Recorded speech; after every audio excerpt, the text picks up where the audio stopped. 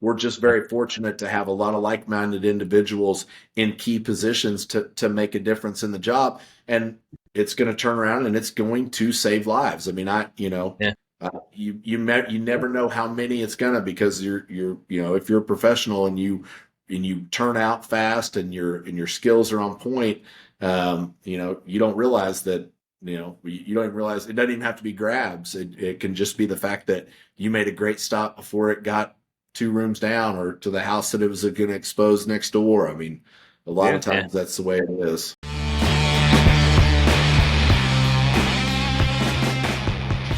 Thoughts and opinions by Job Talks podcast members and guests are not representative of any department, organization, or city. This episode is brought to you by Fortified Leather. Fortified Leather is owned by Nathan Welch, a firefighter out in Selma, California. I've had the opportunity over the last few weeks to get to know Nathan and learn a lot about his business, and I couldn't be happier to have him as a sponsor of the show. Fortified Leather comes from humble family beginnings when Nathan found some leather working tools left over from an old relative. He was in need of a shield at the time and decided to try his hand at leatherwork, and we're certainly glad he did. Since then, Fortified Leather has grown from making that first shield to a solid business shipping quality leather-made goods all over the country. Fortified Leather makes leather suspenders, bunker belts, custom radio harnesses, glove holsters, flashlight holders, and a whole lot more. They're high quality and able to be customized, so if you're in the market, head over to fortifiedleather.com and check out our friend Nathan. Make sure to tell him that Job Talk sent you over. Don't forget to find him on all the social media channels, give him a follow and a shout out, and let's keep supporting our firefighter and family-owned businesses. Hey guys, thanks for taking a second before the episode to listen to our sponsors. Just wanted to let you guys know that we decided to create a Patreon account as well. Unfortunately, producing this podcast isn't free as much as we love doing it. Between the equipment, the software, and all the editing stuff, it costs money. We want to be around for the long haul, and we want to be able to provide you with good quality episodes and eventually hands-on training. To do that, unfortunately, we need to bring money in. So we have our Patreon account. You can go to patreon.com/jobtalks. That's patreon.com/JOBTLKS. We have 2-tier subscriptions. The first tier is $1 a month, basically just letting us know that you support what we're doing, and we really appreciate that. In exchange, we're going to give you 10% off any classes or lectures that we do in the future. We have another tier for $2.50 a month. And in that tier, we're going to actually invite you to be an audience as we record live episodes. So when we schedule an episode with a guest, you will get a link to your email to view that episode live as a guest. And then from that subscription, we're going to pick once or twice a season somebody to actually come on and be part of the episode with us. Right now, that's what we can offer, and we hope you guys like it. We hope you'll support us. So again, patreon.com/jobtalks, and we appreciate you. All right, what's up, everybody? We are back with another episode. Super excited about doing this one. We're here with Stephen Runyan from Wichita Fire. Welcome. Thanks for having me, fellas. Thanks, man. So a little bit of background. I'm going to give a shout out to Corley Moore with the Weekly Scrap. I was listening to some episodes, and I think I was listening to Justin McWilliams from Search Culture, and then your episode was right after it. And I was listening to it, man, and I was like, yes, this is what the fire service needs, man. We need like this blood and culture in the fire service of just absolutely loving it. So took a shot, sent you a Facebook message, and now here we are, man. And I'm super stoked that you want to do this with us. It's awesome. Yeah, I like I said, I really appreciated it. It doesn't deviate from much of my days talking fire department and chopping it up with other guys, just like going to work. So thanks for having me, and anytime. So we appreciate it, man. I want to get a quick background here. So you've been in the fire service for 21 years, 15-year captain with Wichita. You're a captain of Truck 2 in South Wichita. You're the hiring coordinator. You're the truck coordinator. You're a Georgia smoke diver, FDIC hot class specialist, and Wichita hot board member. Did I miss anything there? That's a hell of a resume. No, and like I said, it's one of those things to where, like, you guys talk about the passion. It's like everywhere I turn, and that's something where, I think I've just been very fortunate. Timing and mentors and where I've been assigned and things like that. Like, all of that kind of just I just kept following the breadcrumbs, and so that wraps it up. It's it's always one of those things where somebody asks for a bio, or like when Wichita Hot would put something on the website, I'm like, it just sounds corny, but it's one of those things where it's like I've been truly blessed. That's all I can say. You know what's funny is anytime you talk to guys that are like doing big things for the fire service, which I really believe you are, just listening to what I had listened to, like every single one of them says the same thing. Like it was the mentors, the right place, right time. But you still have to take advantage of those opportunities, right? And so those opportunities fall into some guys' laps and they don't end up doing it. So like kudos to you for taking the opportunities, picking up the breadcrumbs. You know what I mean? Well, I appreciate it. And if you talk to the editor of fire engineering right now, he'd say I'm not taking advantage of that, because I think I get once a week of where's that article, or where's these videos that you're going to shoot me and things like that. So I'm quick to tell him when I see something that I call bullshit on, but then he's like, oh, well, where's your stuff? And so I wouldn't say that I'm taking full advantage of it, but it's one of those things to where I'm trying to lower my handicap and play some good golf right now. So I hear that, man. So you like calling bullshit on people sometimes, and I got this from the from the other episode too. You go by a code name on the social medias, Tommy Gun. Is that right? Yeah, and it was one of those things to where, like I said before, it was a whole lot more fun when no one knew who I was. But I will, that full disclaimer, just a few days ago, I feel like I finally arrived because somebody copycatted my account and all my pictures and sent everybody friend requests. So I feel like that's once that's happened, you're kind of, it's like a very I mean, I don't need the blue check. I know it. Right. I mean, I was getting ready to pay Elon Musk a bunch of money, but now I think I'm good. So yeah, it's one of those things to where I love social media, but I also hate it. We tend in the fire service, like one of my best friends, Scott Kleinschmidt, I talked about, he calls them celebrities. And there are people out there whose entire careers are built upon, a house of cards, online personalities. And there's nothing, I truly appreciate their love for the fire service and everything else. But, I'd be the first one to say, if I don't go to fires, I'm not going to sit here and try to chop it up with you guys who are going to work. So like, that's a good jumping off point. So give us a little background about Wichita, because you guys go to fires. So what do you guys staff? What do you guys staff in, like just like a general size of the city, and about how many working fires or above are you guys running a year? So, like I said, I've been with Wichita 15 years, and it's been a very interesting. I've seen a complete culture change, and like you guys talk about culture a lot and tactics. When I first came on, you don't know anything. You don't know what you don't know. And right. So, Wichita's grown. It's a nice city to live in, and a nice city to raise a family in, except for a nice little swath right down the middle of the city, which is where my firehouse is located at.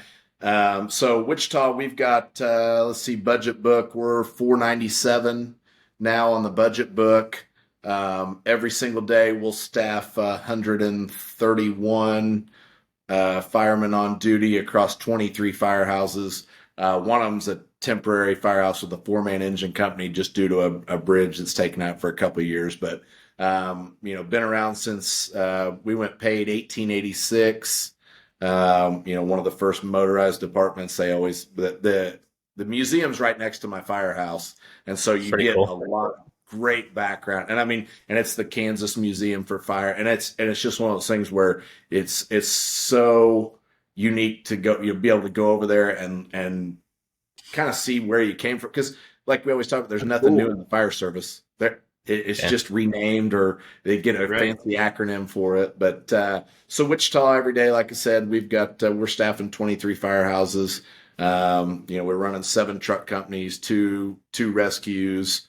And it's a busy department. I think might butcher the numbers as far as the total calls. We don't do any transport. We've got no ambulances. So that is, I mean, you want to talk about as the hiring guy, that's the selling point, if you will. Oh, yeah. Hey, you go up the road a couple, 3 hours, and you're going to work for a great department if you're in the right firehouse, but you are going to spend some time on that ambo.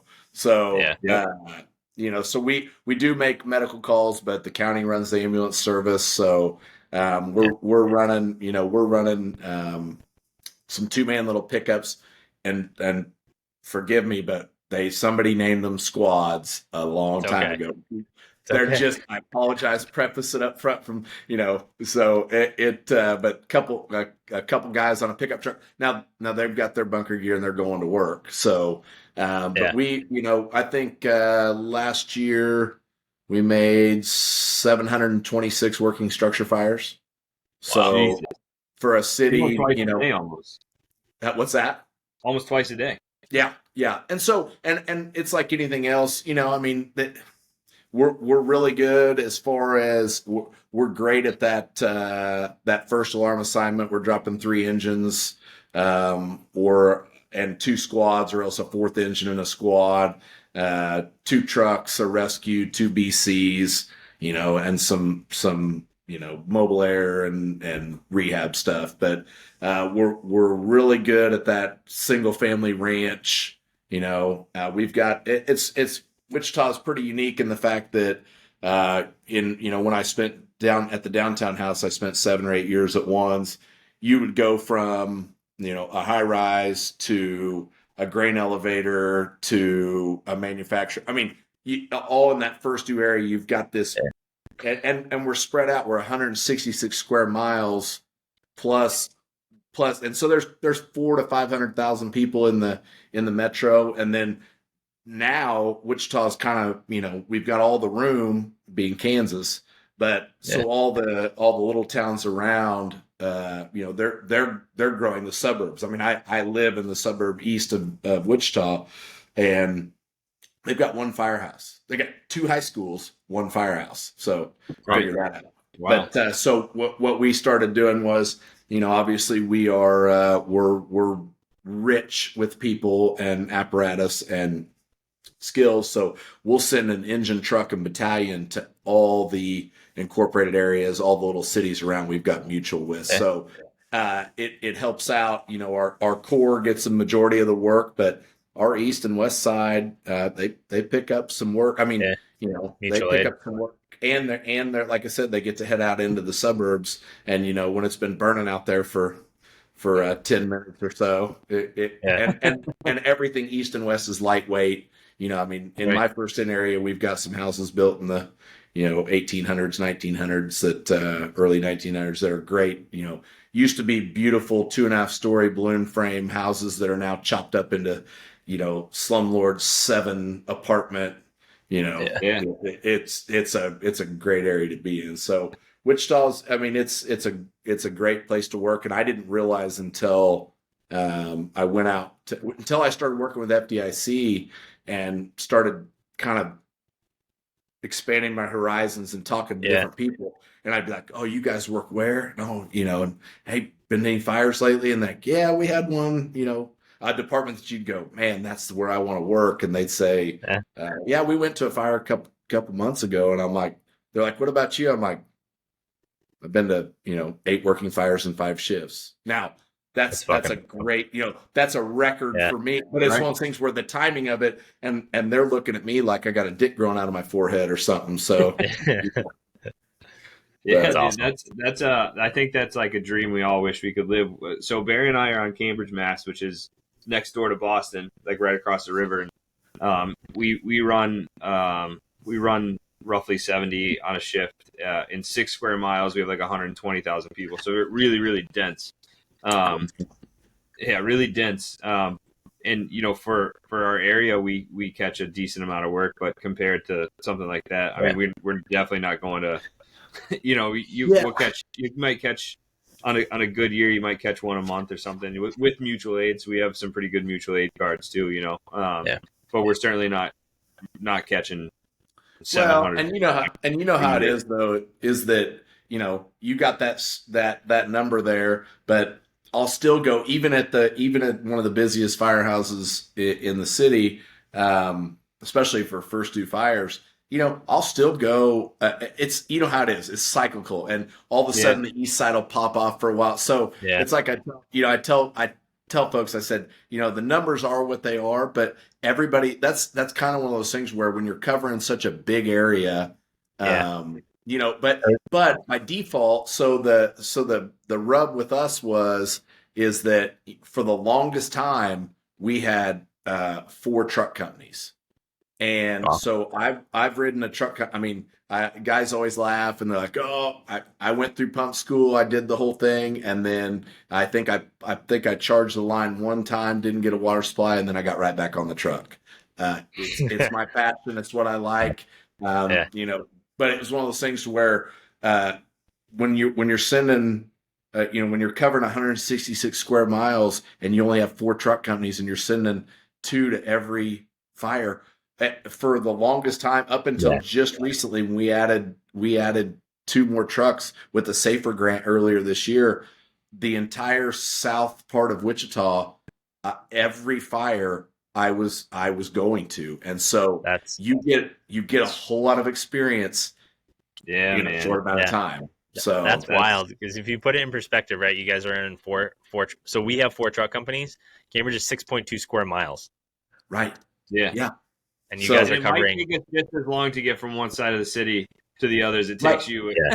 It would not be unusual for me to run hot to a fire 10 minutes to get some. I mean, we were traveling out, but kind of one of those things where you're making a lot of first due work, which you guys know your tactics and your overall strategy changes from when you're first due with your own crew to when you're showing up to somebody that you don't necessarily.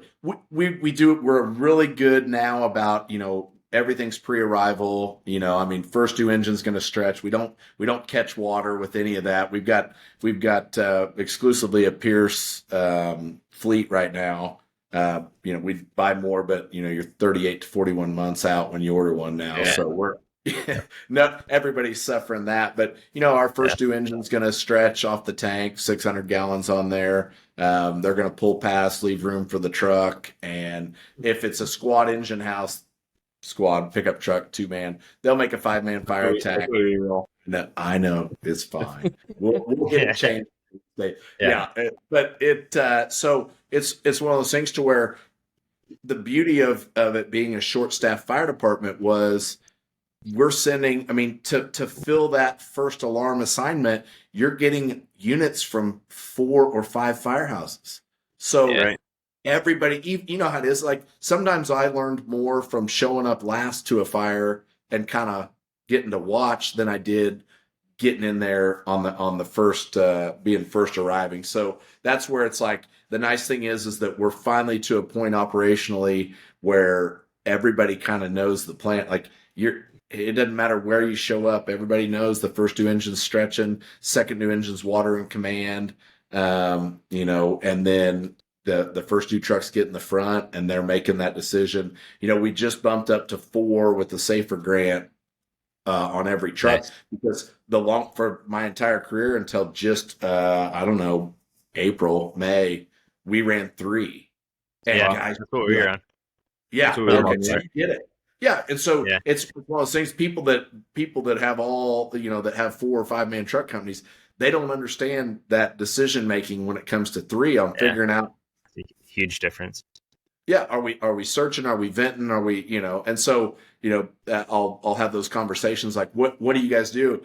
And I kind of hate to say, I'm like, I kind of figured out when I get there. And what I mean by that is that the conditions. I'm going to make a decision and see how that falls and not let the conditions dictate my actions. But we're really good at enough guys have gotten a lot of experience in a short amount of time because you got to go to a lot of fires. It didn't have to be in your first in area to go. Yeah.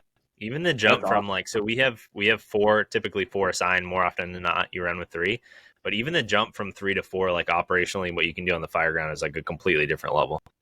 Yeah. So congrats to Yeah. you guys for getting 4. That's awesome. Yeah, you're exactly right. And with 4, so when we would have any extras in the city, a lot of times we'd dump them to the rescues and trucks first. That was the matrix that it was. And so being the fact that I was the only truck in South City for a long time, having 4 allowed me to split, and I could take that topside vent and that search at the same time. And we're assigning an outside vent man every fire.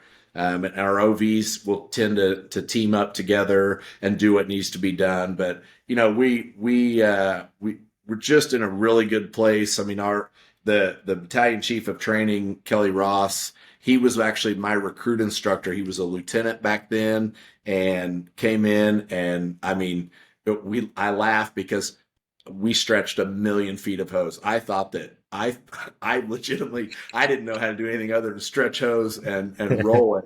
And I mean, it was one of those things, but he was a ghetto fireman. I mean, he's a guy that's been all over the country. He's friends with everybody. And he taught us, he instilled the right way of, even when what was going on operationally on the floor necessarily didn't match up, he taught us how to be firemen first. And it's funny because, like, you look back at, my class just hit 15 years with Wichita, and there are, I mean, captains and lieutenants, you look through there and you're just like, they're either not here anymore or they're captains, lieutenants outside of a couple guys who are just, they're good being firemen. And you need that. You need that experience, to not worrying about promoting up. I'm sure it's the same where you guys work, where, just because you made rank doesn't mean you should have. That's absolutely true. I think that's everywhere. And I think it's hard on we have like a civil service process, and it's hard to balance like not having subjective promotions where I think some subjectivity is good, right? Because you want guys that are good at the job. But then you don't want guys that are just being promoted because they're family and friends, So then our promotion process is basically just a written test, and you study and you do good, and that's it, man. I'll get really aggravated talking about it. Yeah, no, I mean, you have people that like will be really good at taking a written exam or retaining and regurgitating information. You put them in a stressful situation where they have to make dynamic decisions on the fire ground, and they can just crumple. Not to say that there aren't good leaders, obviously, within the department, but I don't think it's the best way to assess someone's leadership capacity and ability to lead on the fire ground. But I could talk about that for a day and a half. We could probably do a whole episode on just that. And I agree, and I think that's part of the reason why, like I said, you want to talk about timing and being very fortunate, is that I came up on truck 1 in the downtown truck with at the time the captain was Doug Winter, and we've now been together almost from the time that he called me and said, "Hey, do you want to come to truck 1 and ride the back?" He was the captain at the time. Now he's my battalion chief, and we've been together. I'm his captain, battalion chief at headquarters at Battalion 2, and we've been together, a dozen years. And I mean, you want to talk about just the salt of the earth, he today will jump out of that battalion car and can do any job on that fire ground. And if he's frustrated with it, he's one of those guys. And so, but his lieutenant at the time that was riding the truck, he made a short jump or a quick jump and found himself as the DCO. We had a retiring DCO. They named the successor, and then that guy, battalion chief by the name of Sid Newby, great guy, good fireman. I can't say enough nice things about him. And he just decided, you know what? Much like I think a lot of people that get a peek behind the curtain of what the administrative side of things is, if you're a ghetto fireman, and you like making fires, when you step into that role, you quickly realize the bureaucracy behind it, and you're like, you know what? I'm good. I'm going to retire. And so the lieutenant I grew up on the truck with, him and I, studied for promotion together. We made, I not even know how many fires. He's the DCO right now in Wichita, and that has given us an opportunity. Given me, you want to talk about snatching it, is like, hey, a guy that we've got that relationship where I was his back end man, then I was his driver and everything else, and he was the captain, I was the lieutenant once we got promoted. He's the number two, and so we've been able to affect some real change. And one of those things was like you talked about your frustration with the promotional process, was my frustration with you sitting in a suit and telling a panel from different people in the city, from HR and the police department, wherever, and telling people in a suit how good a fireman you're going to be is not the way that you hire for our career. No. Right. So. Yeah. It's pretty wild that's how it is for most places. And I think it's really cool that you guys have broken free of that. You know what I mean? Like, or at least it seems to be, like, again, just from what I've listened to, like, it seems like you guys were able to break free of that, so we actually did an interview with Ray McCormick this morning. Okay. And so he was talking about people being afraid to, like, break the mold for a variety of reasons, and, like, actually being able to do that is pretty cool. I've seen for the promotional process, I've seen both sides. I worked at a smaller department, and the person that was kind of in charge of making decisions it was very subjective there, and he would hold people back that should have been promoted. So it's hard, like, seeing, like, which one's better, and how do you meet that in the middle? Yeah. So before I'd love to talk about that, but before we do, I gotta ask, like, did you always want to be a fireman? Like, where did the passion come from? Like, where did this, like, level of, like, being into the job come from for you?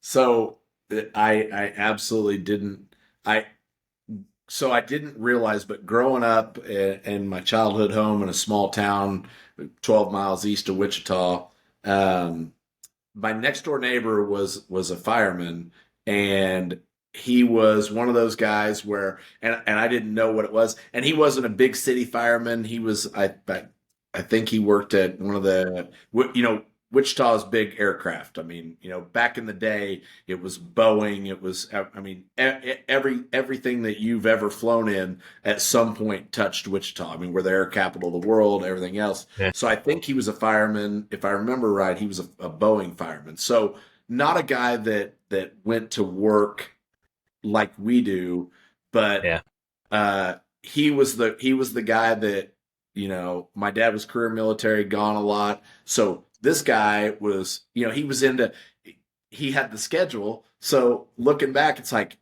he was always into hunting and fishing and boating and everything else. And it's like, I'm just dumb kid playing outside, everything else. And so I think that without me even realizing, I was like, man, I'm gonna be like Wayne. Like, Wayne's got it going on. Wayne's got a boat. Wayne's got different girls over his house all the time. I mean, it's like your next door neighbor in a small community where you couldn't swing a dead cat and not hit his house. And so it's funny because I didn't put that together for a long time, and I thought that was kind of the first exposure to it. And then, to be real honest with you, it's like school was always very easy for me, and got a scholarship for my ACT scores. And then I went to college for about a semester and was like, I can't do this. So, my pops being career military, he's like, why don't you just, get in the guard, figure something out, everything else. And so I legitimately picked fire department off of a list because you're going to join the Air Force and you're looking at it. And I'm like, no way. And I was like, fire department. I was like, that sounds cool. Wayne was a cool guy. So picked that and went to, was with the guys out of Topeka up at the 190th at Forbes Field. Well, the nice thing is that I went guard, so it didn't tie me into active duty. And so, but went to boot camp, went to the Lewis F. Garland Academy down there at Goodfellow Air Force Base. And I mean, right away, it was like, oh, this is for me. Like I just, Yeah. finished number one in my Badass. class down there, and it was just like, even though it wasn't anything, it was just, it was just, it gave me that taste of it, and then it kind of, what it did is when I got back, all the guys that were guard members down there were Kansas City firemen, Topeka firemen, all this stuff. So guys that were like, hey, this is what you need to do. And so it was one of those things where those guys worked with me, taught me how to pump, taught me how to do all the extrication, all the stuff. Because we'd go out there and it's like, you got government money, you can go out and do all the training you want. And so that was kind of one of those things where those guys, grabbed onto me early and said, you need to do this. And so that is the second, I got out of the military in January of 08 and March of 08, I was in the Wichita Academy. So that was my path, which was completely random, but thank God it happened. Yeah, man. I hear that. So I like asking that question. Barry and I are both first generation firemen. And I was the same thing. Like I did the Army thing. I got out. I was like, oh, all right, maybe I want to do something to help you. I did EMT, did the paramedic thing, and I was like, not quite there, not quite exactly what I want to do. And so one of the towns we were running an intercept truck for was hiring, and I called the chief and was like, hey, heard you're hiring? He goes, nah, I'm looking for somebody with fire experience. And I was like, okay, cool. I'm just gonna drop my resume off anyway. And then next thing I know, there I was, and I never looked back, man. Never looked back.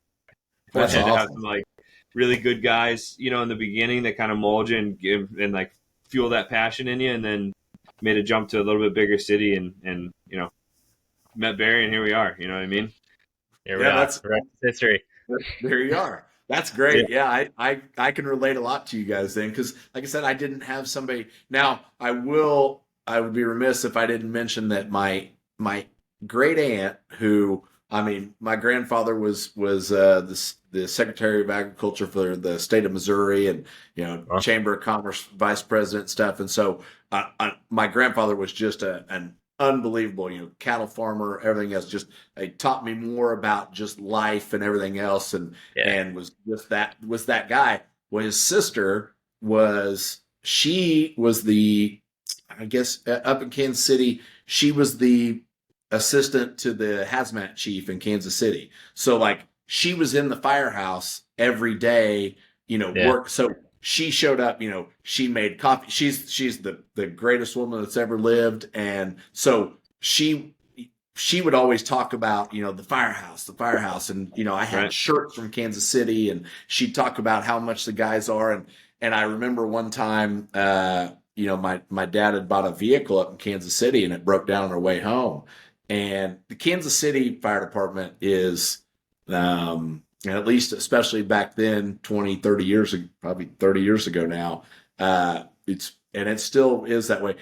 It was that, Kansas City mafia type of, the guys that were in the fire department, and I didn't know anything about it as a kid, but I remember he had bought a vehicle, and some guy, told him, hey, basically just, you're shit out of luck, man. And so he told my aunt about it, and she tells the chief at the time, and next thing you know, there is a check showing up at the front door type of deal. And so I remember the story, and now looking back, I'm like, okay. And for her, when she retired for her retirement party, of course, it was firemen everywhere, and that chief walked in, flanked by a couple guys, a couple bruisers, and it was like, I remember looking around, and I'm like, this is what, like, am I watching an episode am I watching Goodfellas, or am I at my retirement party? So I still talk to her and go to her house all the time in Kansas City. That's awesome. I love hearing the stories now, because they resonate so much, and I'm like, that's the fire department I want to be a part of. Yeah, absolutely, man. That's awesome. So how did you? Like, obviously, like, that passion came when you joined the fire service, and then you worked for a while. How long had you been on Wichita when you became the hiring coordinator? And like, how did you take that passion and love for the job and make the changes that you've made? So I mentioned the DCO being a guy I grew up on the truck with, and so when he promoted me to captain, which the way we do our hiring stuff, they'll do a written test, then they'll factor in seniority, and then the top 40 lieutenants and the top 30 captains get invited to the assessment center. And so the assessment center, is generally, firemen from Oklahoma City, Kansas City, departments we kind of, the battalion chief that taught my recruit class way back in the day, guys that it'd be like if I called you guys and said, hey, you understand how we run, what we're looking for, brings in the right assessors. So guys you have trust and rapport with. They do that promotional process that way, everything else. So, I was always, I promoted up early, but I was always giving up those points to seniority because seniority was a big thing. So, it's like when I made captain, which when they called me that, I made captain and it was going to be effective, but the DCO said, hey, I want you to come downtown for a little while and, basically be they call it the 195. It's the ops chief assistant. So I went from lieutenant on the truck to I'm putting on my uniform and going downtown to City Hall on the 11th floor every day with an office between the fire chief and the ops chief. And that is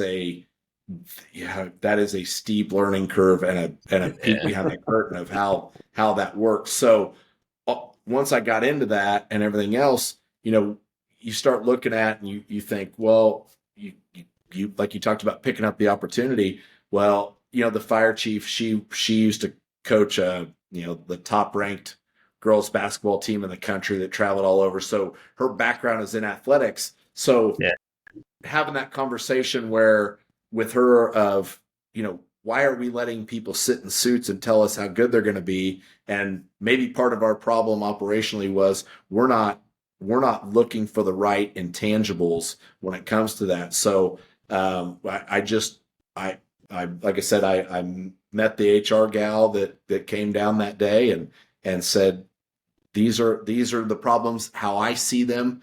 And this is what I'd like to do. And it's evolved all the way to to what it is now, where it's been almost 5 years, 4 and some change. And I mean, I think we've hired in the last calendar year, I've hired 99 firemen. So wow. You talk about a department that's 497. That's a young department. That's 20% of your department. Yeah. And that's not even, I mean, like I said, and that number, I just looked that up because my chief said he needed something for the performance appraisal. So he said, how many people did you hire? And I had no idea. I looked it up yesterday. I don't know that number offhand, but I clicked on there and it was 9. But the thing about it is as soon as we started, we dropped the EMT requirement, which opened up I went from when I took it over, we had, as soon as we had enough people to do an interview day, we'd interview them all. And then now it's evolved to where I think yesterday I have, I don't know, 3 or 5, just shy of 400 open applications and an eligibility list with guys that we've already interviewed. And it's gotten to a point where we've had to go to phase 1, phase 2, where phase 1, just to figure out who to invite to the interview, we had to do it to where you show up and you're going to do PT, and based on those numbers included with the run and everything else, your PT is what gets you invited back for the official interview a few days later, and then go into the basically half the smoke diver O course and in a pack helmet and glove, 1.5 mile run. And then the best part, and this is the one that I think, and it was by default, I thought, how do you interview people and find out who they are? In 30 minutes, how do I figure out if you're going to be a good fit for 30 years? And the Firehouse Kitchen Table has always and will always be the greatest place on earth. And so I pushed tables together, and I got a couple other ghetto firemen and we sit down and we just chat, and it's one of those things where you kind of get the feel. We ask some questions, open-ended questions, but they kind of take it their own way, and you just get, I tell them, Nothing Google told you to say. We all know you want to help people and you've wanted to do this since you're a kid. Don't give us those answers because we can't. If you want to work here, I can't differentiate between you and somebody else that says the exact same thing. So it's been a like you said, I and the amount of phone calls and emails that I got after doing the scrap from other departments saying help, especially in my own state, which blew my mind when it's like help us get there. Build the model. Get there. Yeah. So that's great. Did you guys experience any resistance in implementing that model, or was there generally a good amount of buy-in? I'm sure, like with anything else, I'm sure there's resistance. I think just with the fact that it's like I always tell people, HR developed the program. I just run it.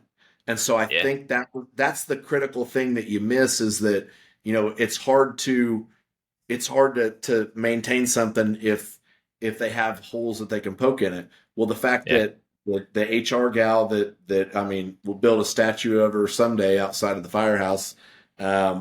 She had some firemen in her family, so I think had a little bit of background. But like I said, when I just told her, hey, these are 30-year decisions, and I need you to help me better filter out these people because we need it. And so I think that was the biggest thing is that, and don't get me wrong, there's been people come after with EEO violations and everything else. But the best part about our process is that it's like anything else. I tell people all the time, like, the best part about the fire service is that there is no, when we all put our gear on and you're in full gear, you tell me you can't pick the three of us out unless you look at the name on the back of the code. And when we pull up to a house, we don't go, is this person late on their taxes, or are they from a different religion or a different culture than me? No, we don't care. We legitimately, it's probably one of the only careers left where you don't have to worry about any of that. And that's what I've kind of built into our processes. And like I said, it's come under attack from people that didn't get hired and they wanted to find a reason why. And then lo and behold, they flush it all out and they're like, actually, this works itself out to fit whatever narrative or agenda that you're looking for. It doesn't know, the process doesn't know the difference between anything you could check a box for. Yeah. That's awesome, man. Yeah, that's like have you seen you said there's been a huge culture shift. Has there been a shift in that 5 years, noticeable one?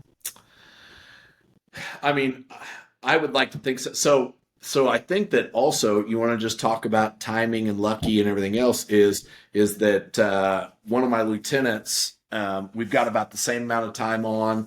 He was a fireman at Twos, where I'm the captain now. And then he was my lieutenant when I got promoted. I went to Two after I went downtown, went out east for a little while, and then came to Twos, and where I'm at still, and been there the last 3 years. Well, so my lieutenant there, great ghetto fireman, just a great dude, good athlete growing up, brother on the job. I mean, just one of those guys, just a great guy, Clint Gifford. And well, he decided he was offered the position to go be the lead recruit instructor.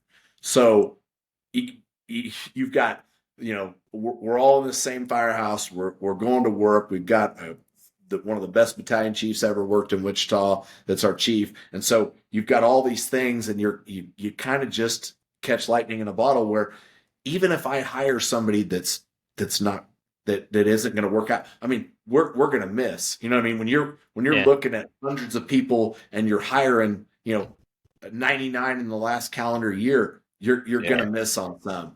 But the beauty of it is that no one that's ever sat down in that recruit room on day one, and they tell them this, look around, because not all of you will be here when it's graduation time.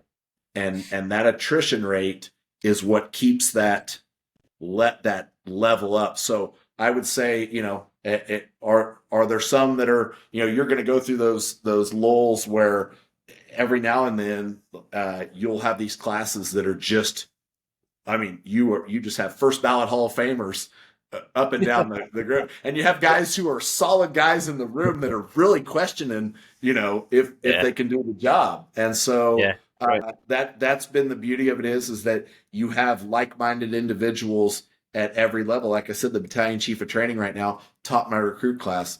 Then the captain and lieutenant in the same firehouse going to work all the time are now, hiring and training.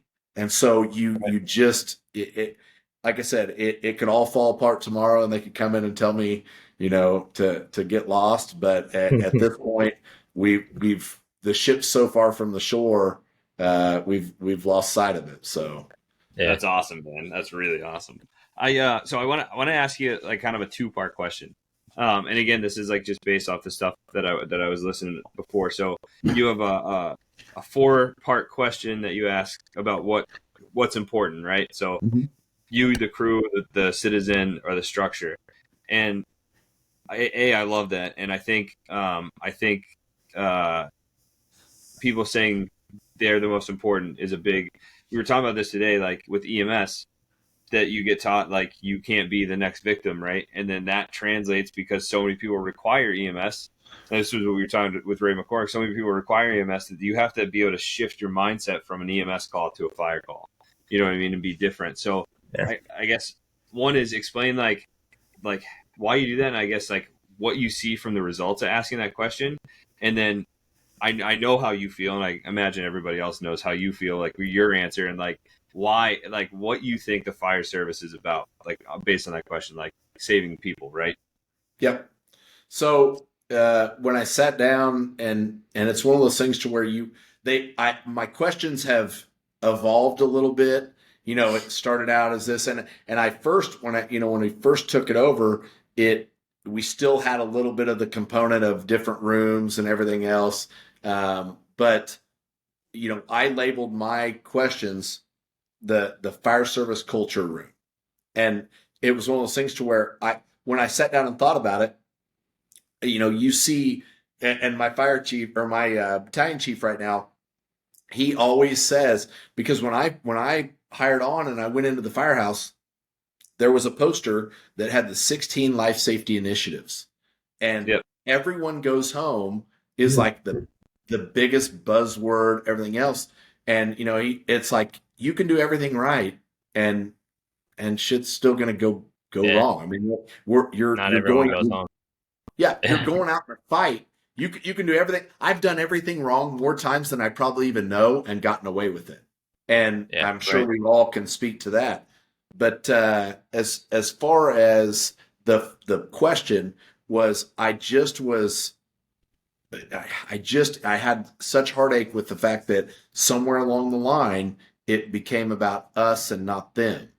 And so when I asked that question, one, it gives me the opportunity, because in the application, if you don't have any fire service experience, you don't have to answer the question of what's your favorite fireground tool and why. What nozzle would you use for interior operations and why?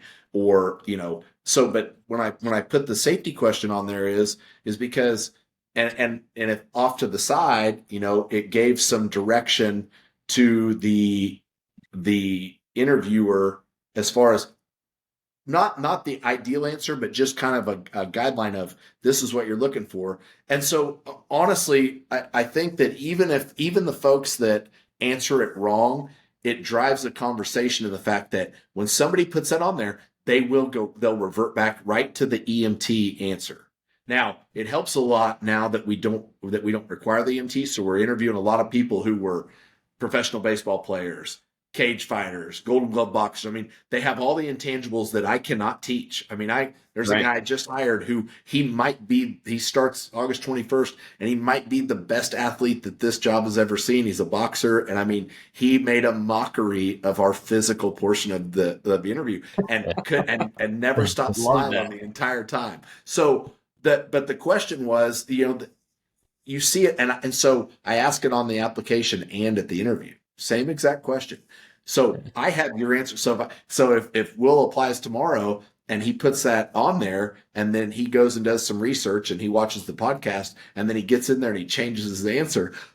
Fantastic, because I go, well, it says right, because I got my computer pulled up and say, it says right here, Will, that you think that your safety is number one. So what's changed? And then it's like, because you put people under a little pressure, we get to see what they're made of, and it drives the conversation. So even the folks that, even if I don't hire them, or it really rains home with the ones who have previous experience somewhere. They've worked at a department and they say it, and then I get to say, I'll say, okay, Will, who do you love the most in this world?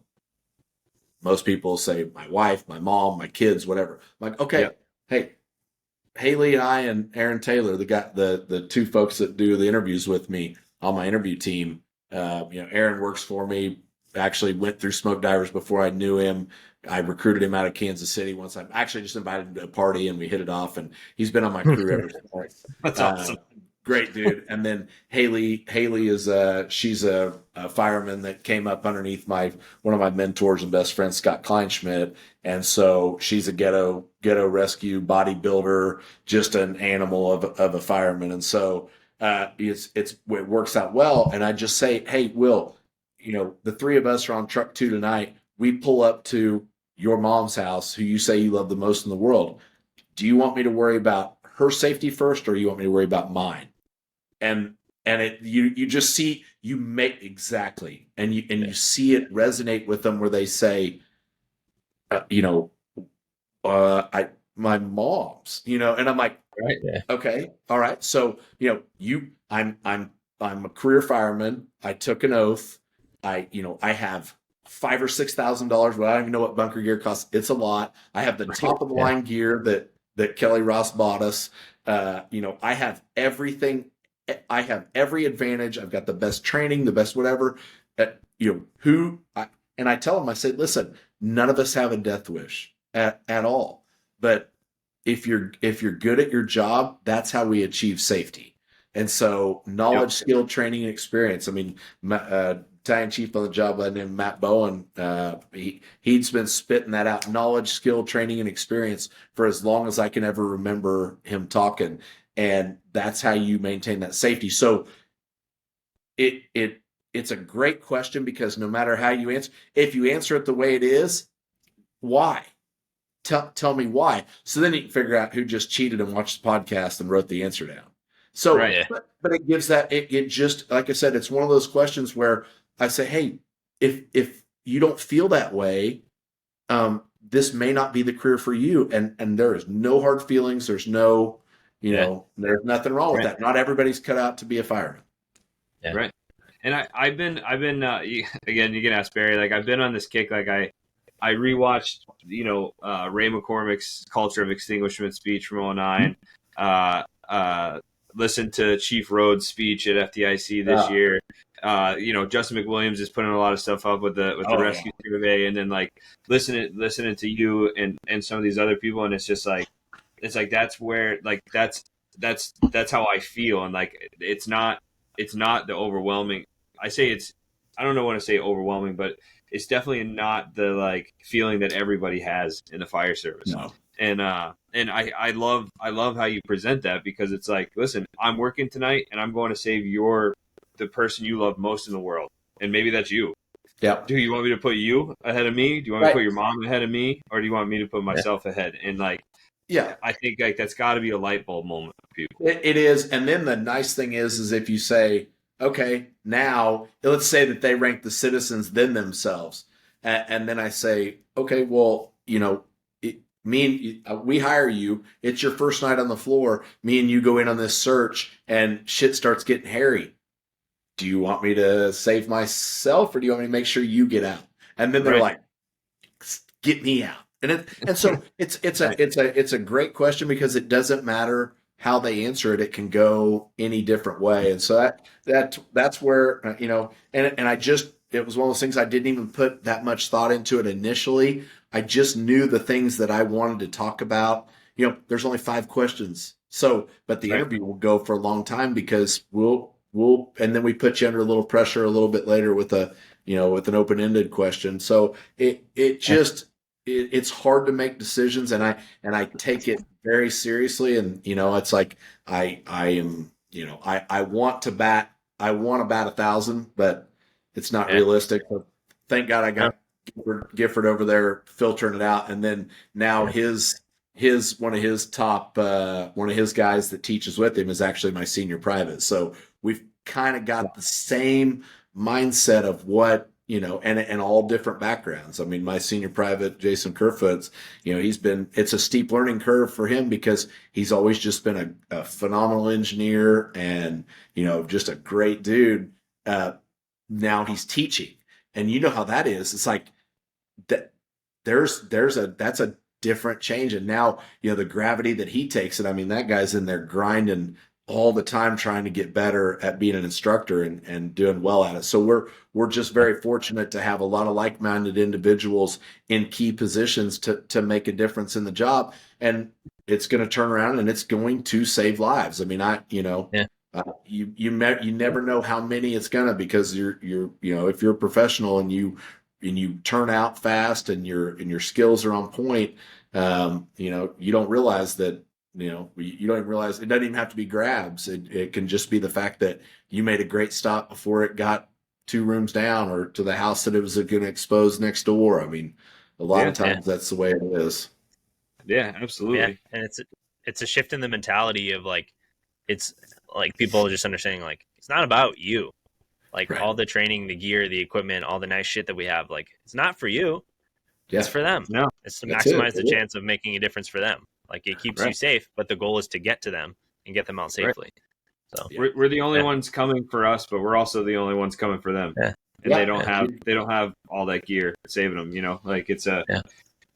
I don't know. I really feel that. You know what I mean? And if you're being completely blunt, I didn't always understand that, right? So I didn't always understand that. So it takes time to it doesn't always take time. If you have the right structure, which sounds like you guys are putting in place, you can get that a lot earlier in your career. Yeah. But it takes time, and I do think part of that is that whole EMS mentality. It's drilled into you, and then you're also being a fireman, and you have to balance those things. But the more like I said, you can ask Barry. I've been on a real kick about it. That's good. Well, and that's what sometimes, I had a buddy of mine that was a great mentor that's a captain over at 22s. And I called him the other day, or I emailed him something about, we made a couple 48s in a row, wrecks where PD's under the same thing where, they're hiring every single person they possibly can. And so you have a bunch of folks out there who have no real world experience. And so we've identified a couple times where, their lack of situational awareness is going to get them jammed up. And my lieutenant, takes it very seriously. And so I reached out, this guy's the guru in all things electricity. And he actually said, "Hey, tell your lieutenant, thank you for caring, because it makes me care again." And I thought about that. And I thought, man, because it's so easy to just, whatever. But, somebody else putting in the effort and going the extra mile to say, hey, let's educate these folks on getting this. Yeah. And, but it just all comes back to, like I said, the luck. I mean, if David Rhodes doesn't fly into Wichita and I don't, Sam Hiddle doesn't say, hey, I need you to pick this guy up at the airport, I think you guys would get along great.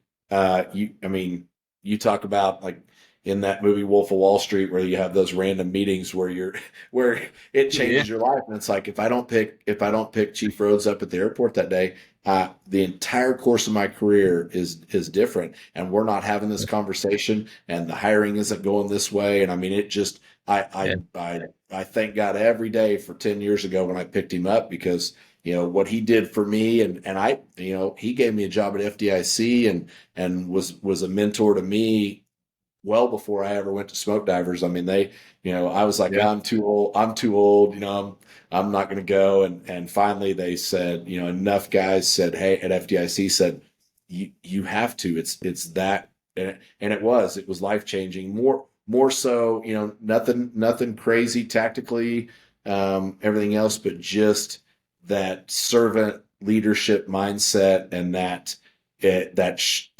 breaking you down mentally, It builds you back up, and you just realize it. I mean, I've had several instances on the fire ground where, had it's something wrong with the, air pack getting, your face mask getting peeled away, things like that, where if I didn't spend that vacation 7 days down in Georgia, it could have been a different outcome. So I like I said, it's one of those things to where you want to talk about just sheer luck, and then fire engineering and spreading that message and standing up there on stage between the entire fire service and being unapologetic for occupying the inside of those structures. I mean, I could listen to that on freaking repeat. But the funny thing is, he's been telling me for 10 years, so I feel like that. I feel like I knew what was going to come out of his mouth next, and I, it's just been it's been a wonderful ride, and like I said, I'm just glad I get to give back, and I'm in a position to make a difference, at least in my city, and with the phone calls and emails and stuff from other departments. Hopefully, that whole thing spreads out, and you guys know how it is. It's just, when you have that right mindset, and we all kind of gravitate towards each other, because you realize, oh, there's somebody in other departments that are just like me, and you're in a safe place. That's what we tell people all the time. You're in a safe place, and again, going back to talking with Ray a little bit, is he said that he really feels like there's a grassroots campaign within the fire service coming up, and that it's headed in some good directions. And not that the fire service wasn't in good directions. I just, like you said, I think, ebbs and flows. Yeah, it ebbs and flows, sure. and maybe we're starting to trend upward. And I don't know, it's good. Just like you said, man, it's good to hear other people have this thought. It's awesome that you can listen to something, get fired up, send a message. I mean, you talk about the goods and bads of social media. Here's the good right here, man. Yeah. It's Absolutely. Listen to it, send a message. Hey, man, fucking love it. You want to come chat with us a little bit, and now here we are. So, we're kind of coming up to that hour, and listen, I would sit here and talk till midnight if you want to. Sure. But we won't keep you too long. People that don't know, we're recording. It's 8:00 where you're at, 9:00 where we're at. So we'll make sure you can get home to the family and stuff. But I wanna leave with two things. One is we took a couple of questions, and I apologize. My ADD brain forgot that we were traveling to New Jersey this weekend, so I don't have I have a nice little mobile setup with me here. So if you could leave us with two things. One is a drill that you recommend for people. So for your favorite drill or something, if you're just doing a quick hitter. And then the second is, I would love if you answer your own question. I'd love to hear what your favorite fireground tool is. All right. So the first thing that's my favorite drill, well, outside of the fact that we've now built our DIY cold plunge, and that 37, 38 degrees for 3 minutes, the morning I get there and the morning I leave, game changer when you start getting into your 40s and everything hurts. But outside of that, the thing that my crew does almost every shift is we just do a circuit workout in gear. So you go through one bottle, you put all your gear on, you set up, you do, a dummy drag, you flip a tire, you climb a ladder, touch the top twice. Sometimes you'll carry a saw. We've got a hydrant behind our firehouse, so we hook a 2.5 up to that. You flow a little bit of water. We do, we stick a bar in the corner, and you do, 5 or 10 on each arm with a plate on there. And then we tie a dumbbell to a rope up on our second floor, and we hoist it up. The gear workout, just being acclimated, and that was something that was back from smoke divers, was that when I trained for it, there's no substitute for that. So that quick, and like I said, we do one bottle, and then as soon as you're out of air and you set your pass device off, whoever's working in the area has to come package you, and you have to exit the firehouse. So they drag you out whichever way is the closest or whatever. So I feel like that that is the most beneficial thing. And trust me, that, our heat index right now, is 110. So we do it early, but you know how it is. There is nothing like you can feel when there's no substitute. So that's our number one go-to thing that we try to do every day. And there's some days I'll be in that office and they'll be like, what time are you available? You know, because it's a big firehouse. We've got 10, 11 guys there, and it's like, so I would say that that's the number one thing is just, and it does, like I said, it's one bottle. So some of my guys will suck that thing down. They're big linebackers, you know, they're behemoths of men. They won't go as long, but it's great because it's equal sacrifice, not equal giving. So, Right. and then you're that, getting that pack every single time. You're getting that smoke diver package as far as, you know, getting them up on that bottle, you know, getting that thing hooked back around their legs and then tightening everything down and getting them back out. So it also, by default, one, you're getting good at the air consumption. Two, you're just getting good at you're getting a good workout in with all the different things, you know, that you could do on the fire ground. But the listening for that pass device and not accepting, like, there's nothing that drives me more crazy when I listen to a audio from a fire ground or watch a raw video, is that everybody's perfectly content with that pass device just going off. And that's something that Rhodes has hammered into. Like, you hear that, it should sound the alarm like it should. So guys at fire ground, I'll see at real fires and stuff, their alarm goes off for a second, and I'm like, please, we would love nothing more than to package you on this fire ground and take you out. So that, like I said, the gear workouts are, and like I said, some days I absolutely don't want to do it. I really don't. Yeah. And so, but as soon as I get done, I'm really glad I did. So that, and then my favorite fire ground tool, hands down, is the Halligan.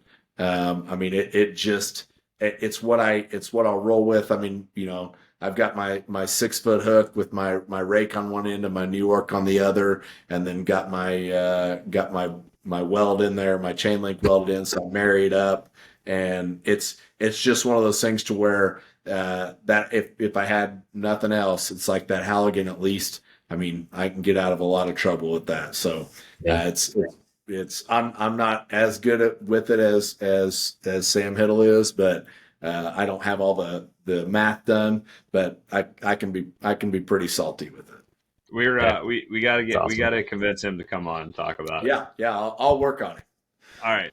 I actually, so just real quick, is I've been talking to one of our lieutenants. He's a lieutenant in our heavy rescue about putting like a forcible entry class together, and how do you, like, because I think that, like, forcible entry is awesome, and when you're standing in front of that door and you just want to start working, or the prop, and you want to start working, your mind doesn't pay attention to a lot of that little shit, and then guys get up and all of a sudden they're just beating the shit out of the door, and you're like, we just talked about, like, this is so much easier if you just use the mechanical event, you know what I mean? So I talked to him a little bit about, you know, how do we build like a PowerPoint that's not so like PowerPoint, death by PowerPoint, that people will actually listen to it and get some of those like finer points of it across, and then transition into like a hands-on portion kind of thing. So, you know, maybe Hiddle can help us out.